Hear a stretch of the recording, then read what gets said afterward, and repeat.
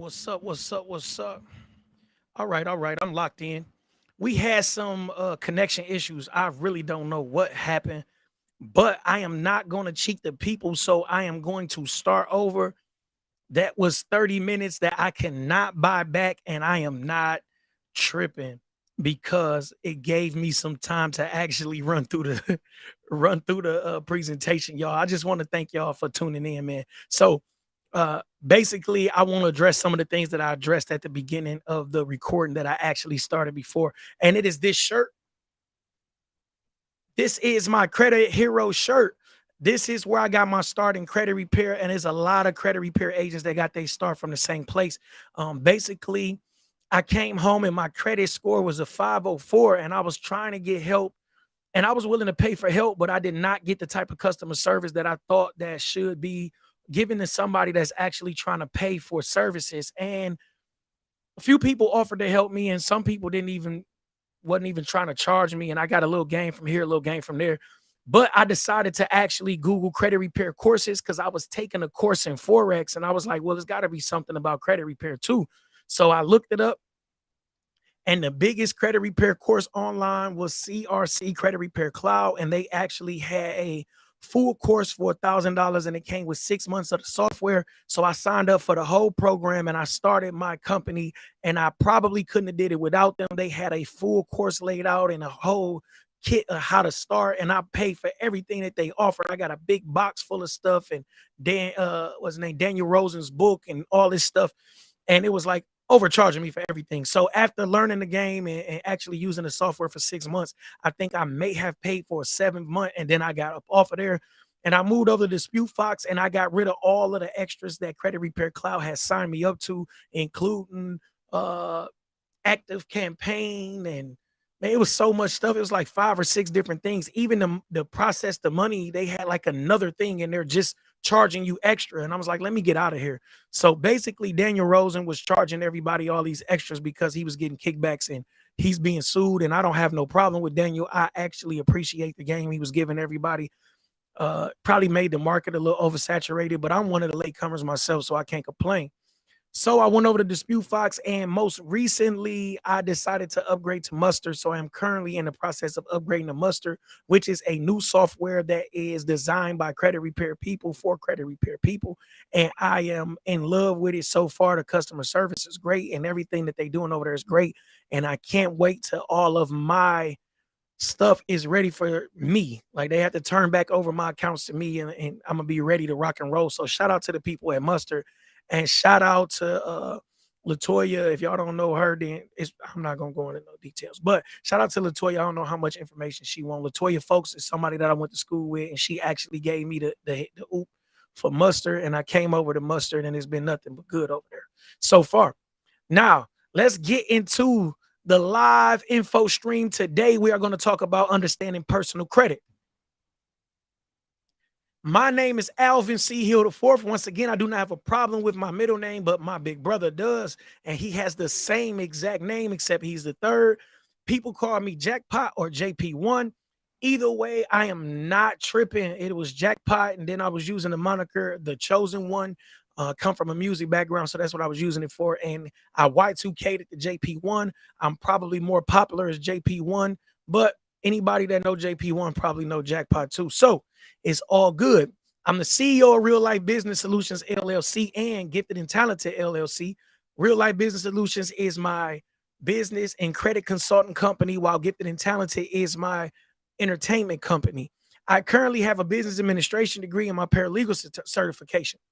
I'm a senior at Wayne State University's Mike Ilitch School of Business. I'll have another degree in May in business management. I'm excited, and I'm like very excited to get this degree. I've actually worked my behind off, different circumstances, a whole different appreciation for people that go back to school in their older age, whether it be 30, 40, 50, 60, whatever. If you have a family and you go back to school, man, I salute you, because you have major responsibilities and you're still going to go handle that business.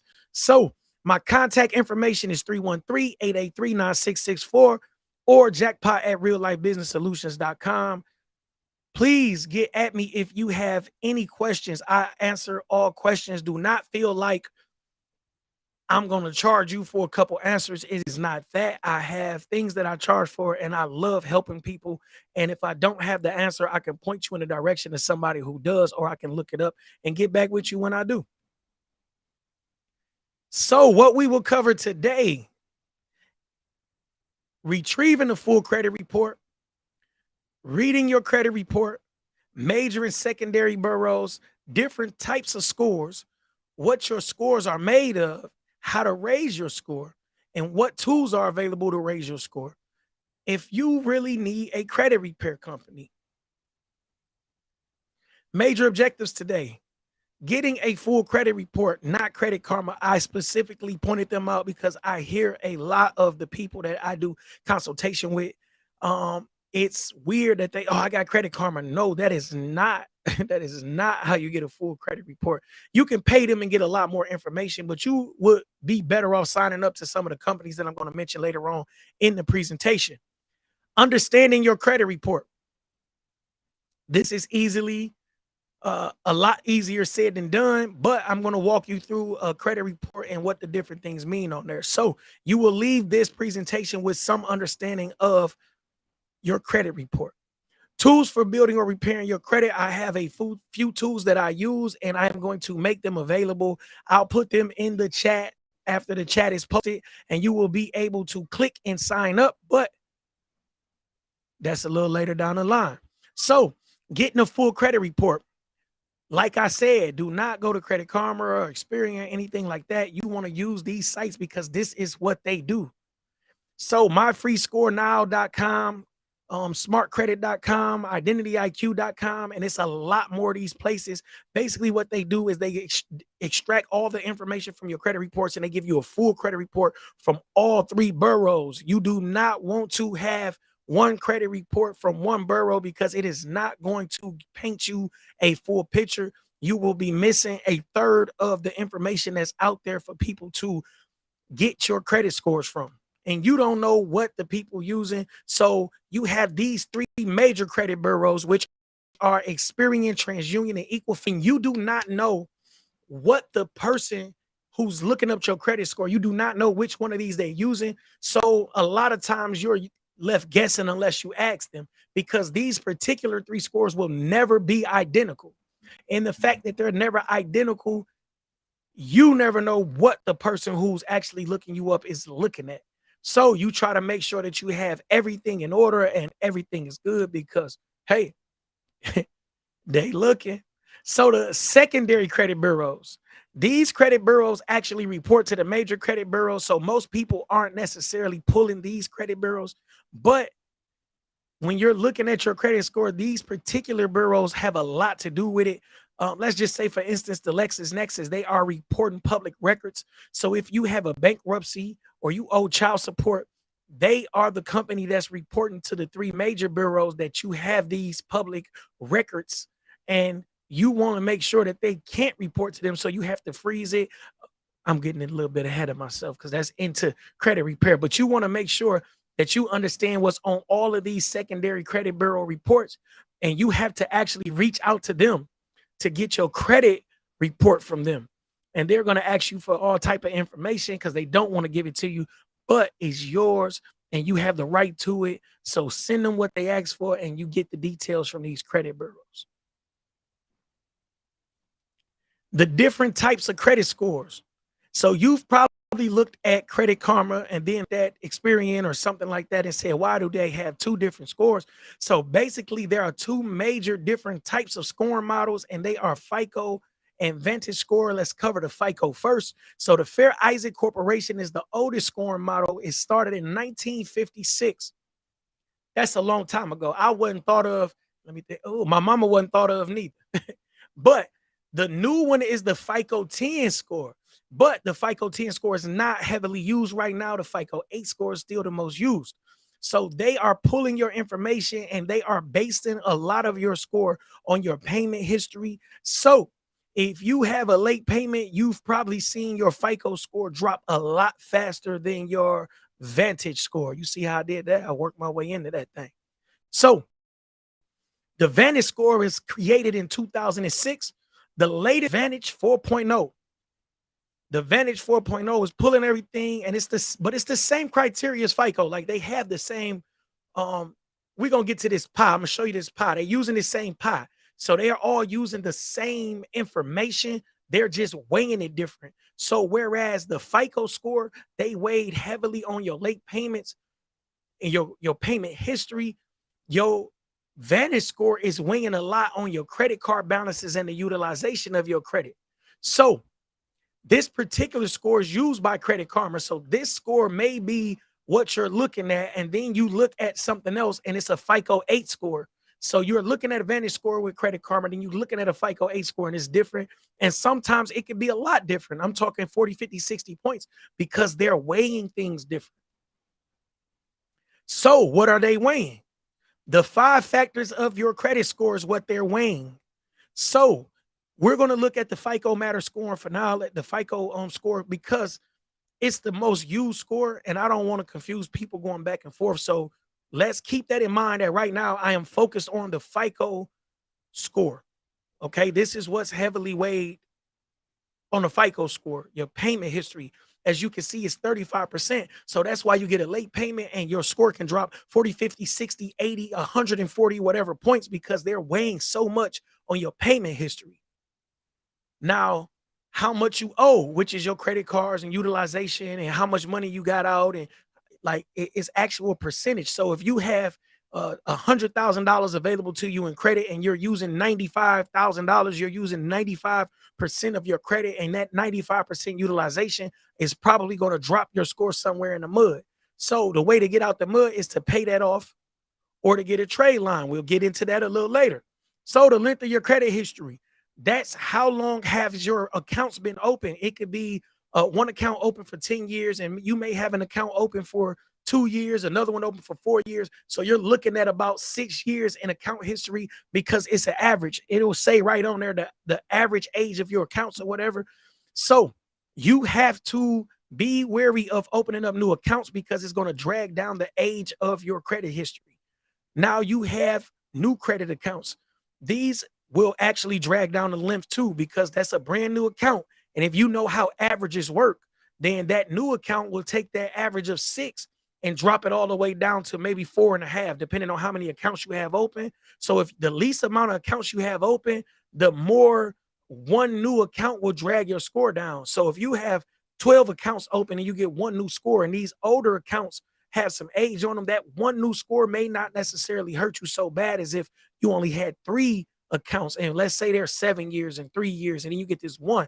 You end up with an average that's around 3.5 years, somewhere around there. I'm doing quick math. Y'all do not judge me. Do not try to, check on me and, oh, he wrong and it was this and that. I'm just doing off the head math. New credit accounts. Now we get into the type of credit accounts that you have. So these type of credit accounts could be auto loans, home loans, credit cards, other type of accounts and different things. So this is where you get those credit builder accounts, and they actually help your credit score because they're different types of loans. They're reporting as a whole different type of loan. Now you're looking at a credit report. Most credit reports look like this. There'll be some things a little different, but this is great for me to give you an example of how to actually read a credit report. So at the top, you will have the creditor's name.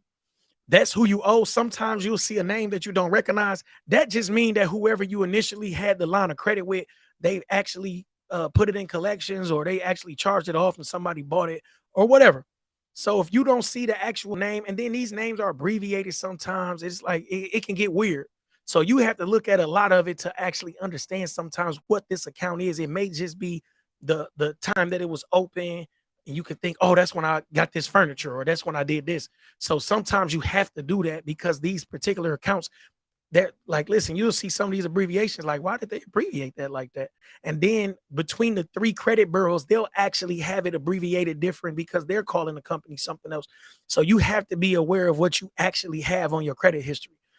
So you have your account number. It's very important that you know the account number, the type of account, it can be revolving, it could be all different types of accounts. It doesn't necessarily have to stay real estate. It doesn't have to say car loan or whatever. It could be a few different types of accounts. The condition of the account could be open, closed, the account could be discharged, it could be anything. So you have to understand those two.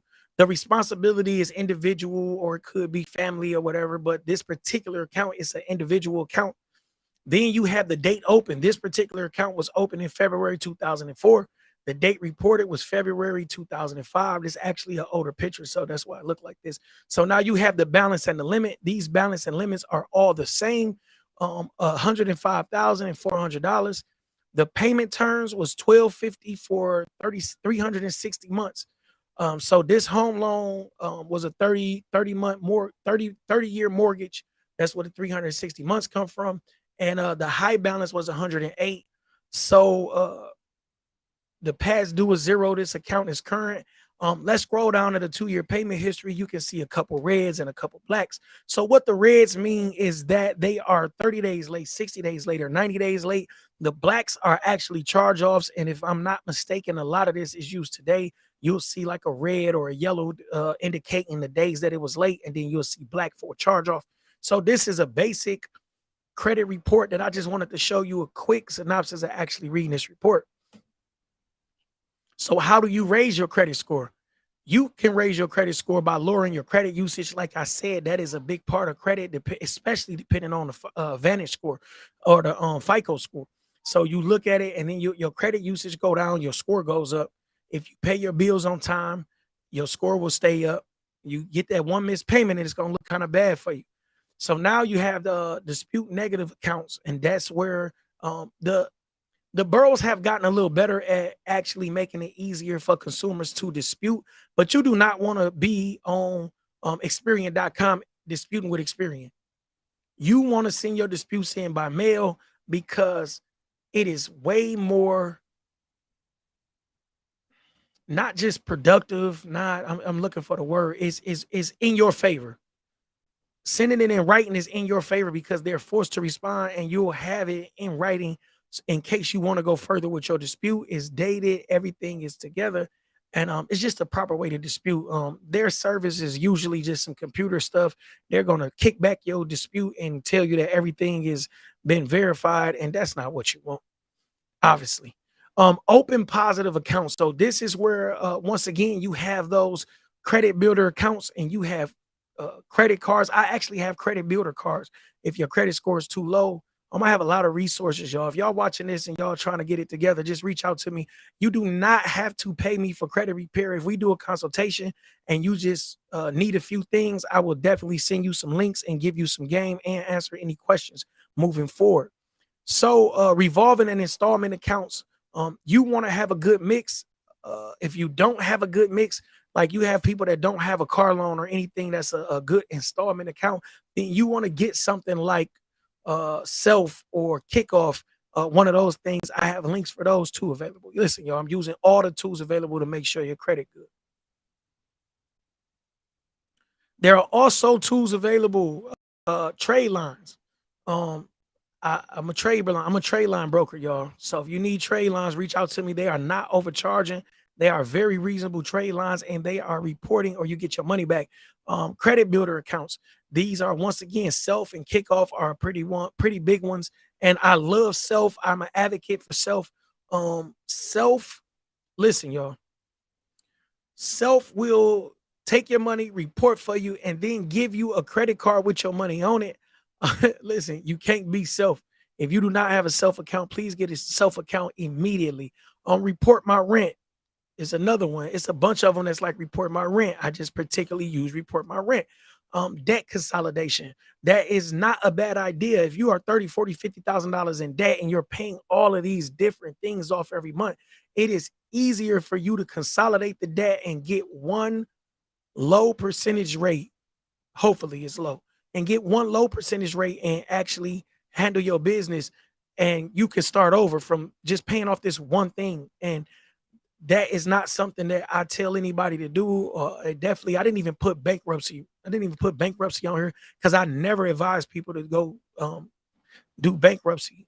even though bankruptcy it's not going to kill you the way you think it is. It's actually give you a clean start. But a lot of the big things that's you're looking to get off your credit does not come off in the bankruptcy. School loans, car debts, and things like that, they're not coming off as of the last couple years. You may look up and like that off, but school loans definitely not coming off, and car loans are pretty hard to get off in a bankruptcy.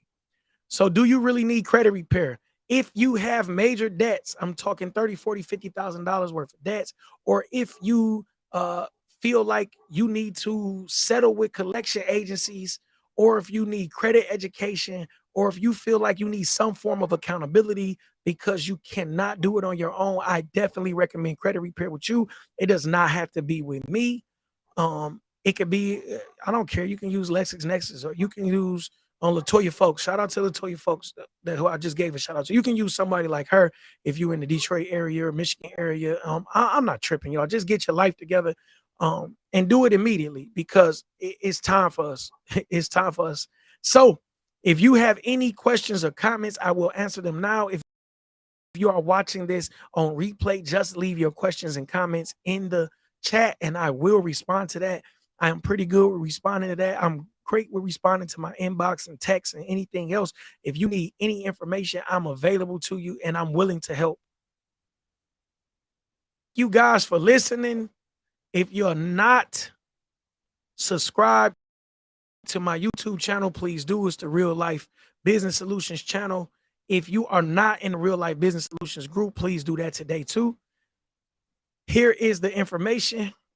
Real Life Business Solutions, LLC, 2785 East Grand Boulevard, Suite 381, Detroit, Michigan, 48211, 313-883-9664 is the phone number. That is my real number. You call or text me. I will pick up or text back. And reallifebusinesssolutions.com is the website. If you have not watched the other videos that I made prior to this one, please go in my group or on the YouTube page, subscribe and watch the videos. I'm giving out a whole lot of game. I want to thank y'all for tuning in, and I will be here next Sunday, 7:00 p.m. If you catch me during the week, I go live sometimes during the week. I spit a little game. I might talk a little ish. Whatever it is, I am around and available. Once again, it's JP1, aka Alvin C. Hill IV, and I'm checking out, y'all.